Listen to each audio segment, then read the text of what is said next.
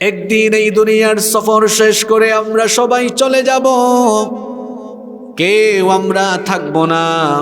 মাঝে মাঝে আমাদের টাকা পয়সা ক্ষমতার বাহাদুরি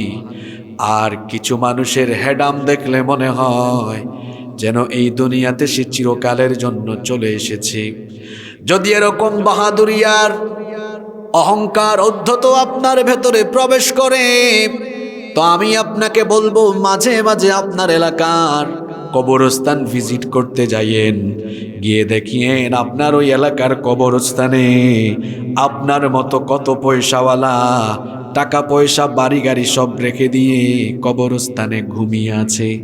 ক্ষমতার ঠেলায় যদি মানুষকে মানুষ মনে না হয়, ক্ষমতার অহংকারে যদি মানুষের নামে মিথ্যা মামলা দিয়ে মানুষকে হয়রানি করার মন চায়, তো মাঝে মাঝে সকালবেলা ঘুম থেকে উঠে